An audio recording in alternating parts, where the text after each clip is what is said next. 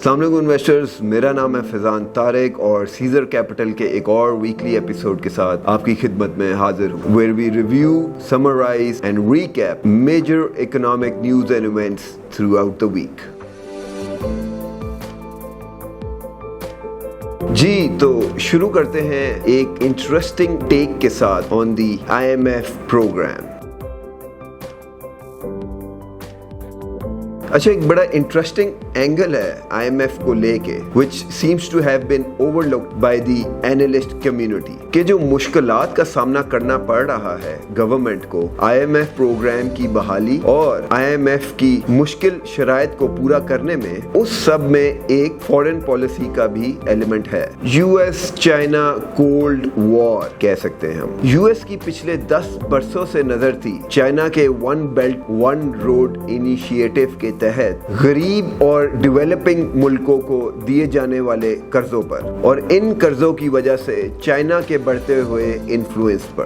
2019 کے اخیر میں یو ایس نے اپنے تحفظات کا کھل کے اظہار کیا اور سی پیک کو میجر وجہ قرار دے دیا پاکستان کی معاشی بدحالی اور قرضوں کی مشکلات کے لیے. اب صورتحال یہ ہے کہ امریکہ کو یہ بالکل قابل قبول نہیں کہ آئی ایم ایف اور باقی west backed international financial institution سے پاکستان قرضے وصول کرے ایک ہاتھ اور دوسرے ہاتھ چائنا کو اس کے قرضے واپس کرے. اور اس کی ایک بنیادی وجہ بھی ہے کہ اوور آل مجموعی بیرونی قرضوں پہ ریلیف لیے بغیر یہ چھوٹی ری پیمنٹس بے معنی اور کھوکھلی ثابت ہوں گی، کیونکہ ان پیمنٹس کے باوجود بقایا قرض اور سود کی ادائیگی پاکستان کو بار بار مجبور کرتی رہے گی آئی ایم ایف اور ویسٹ کے سامنے ہاتھ پھیلانے پہ. تو اکنامک سینس یہ کہتی ہے کہ ریلیف کے طور پہ بیرونی قرضوں کا ایک نیا سکیجول بنایا جائے، مثلا سود کی ادائیگی روک کے صرف اصل رقم کی آسان اقساط میں واپسی پہلے اور سود بعد میں، تاکہ آئی ایم ایف اور ویسٹ بیکڈ فائنینشل انسٹیٹیوشن سے لیے گئے نئے ڈالرز مجموعی قرض نہ کہ سود کو ختم کرنے پہ استعمال ہو، اور وہ بھی آسان اقساط میں، اس لیے تاکہ پاکستان کے فورن ریزروز ہیلدی لیول پہ مینٹینڈ رہیں. اب مسئلہ یہ ہے کہ یو ایس کہتا ہے کہ پہلے چائنا ڈیٹ ریلیف دے گا تو ہم گرین لائٹ دیں گے to I M F to go ahead with Pakistan's bell out package, جو کہ واضح بھی ہے آئی ایم ایف کی ایک شرائط سے to arrange funding of approximately $6 billion from friendly countries before I M F can resume its bail out package. On the other hand China I M F کو کہتا ہے ایک اگر جوائنٹ گلوبل اور کوآرڈینیٹڈ ایفرٹ کے ساتھ ڈیٹ ریلیف دینی ہے تو بتاؤ، جس میں چائنا اور ویسٹ ایکولی ڈیٹ ریلیف کا برڈن شیئر کریں قرض میں ڈوبے ملکوں کا. اب مسئلہ یہ ہے کہ دونوں اینڈ سے بلیم گیم چل رہی ہے. یو ایس چائنا کو بلیم کرتا ہے فار بینگ این ارریسپانسبل لینڈر، اور اسی طرح چائنا یو ایس کو بلیم کرتا ہے فار این ارریسپانسبل کووڈ پالیسی، جس کے تحت تقریباً مفت پیسے بانٹے گئے امریکی شہری اور کمپنیز کو، جو کہ میجر وجہ بنی کووڈ کے بعد دنیا بھر میں مہنگائی کے طوفان کے لیے، اور لہٰذا غریب ملکوں کے بیرونی قرض میں بڑھاؤ کی بھی. Pakistan like Sri Lanka, Zambia and Ghana, all part of the One Belt One Road initiative of China, has been unlucky to find itself in the middle of an intensifying crossfire between China and the west. تو لہٰذا پاکستان کے سب سے بڑے معاشی مسئلے یعنی بیرونی قرضوں کی ادائیگی اور ان پہ ریلیف کے میٹر پہ نظر رکھنے کے لیے we need to keep our ears and eyes open to news and developments coming from both ends of the world, that is the West and China. جی تو نظر ڈال لیتے ہیں پاک افغان ریلیشن شپ پہ. August 2021, the month Taliban took control of our neighboring country, Afghanistan. Ever since Taliban came to power, Pakistan seems to have indirectly inherited Afghanistan's problems. کیونکہ Biden administration نے September 2021 میں افغانستان کے $7 ارب فریز کر دیے تھے.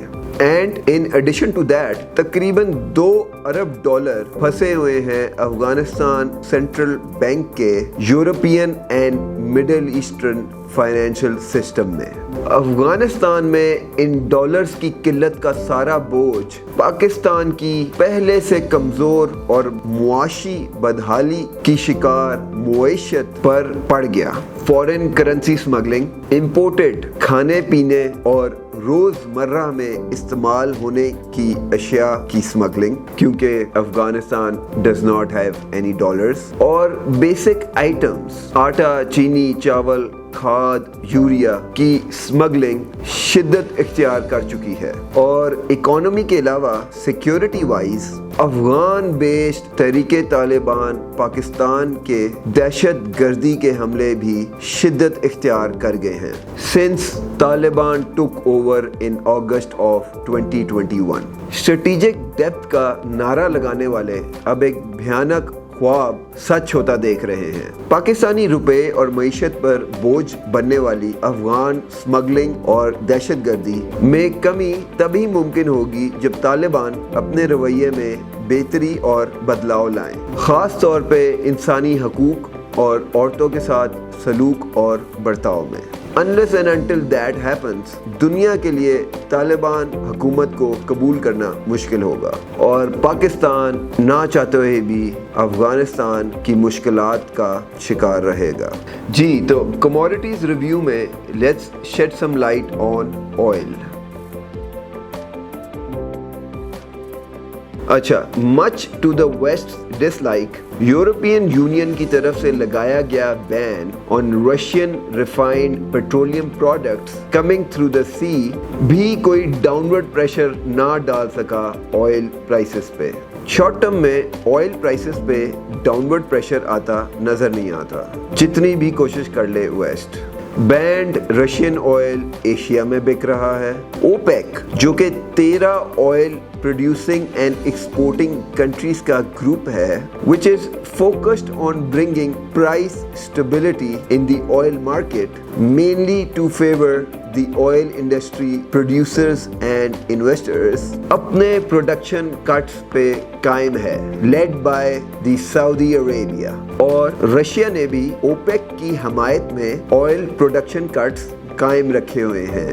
In addition to the 5% production cut that came into play this February in response to the European Union's ban on Russia's refined petroleum products. اب اس ساری صورتحال میں ایڈ کریں چائنا. ریکارڈ توڑ دیے ہیں ڈیلی آئل کنزمپشن میں چائنا نے at 16 million barrels per day.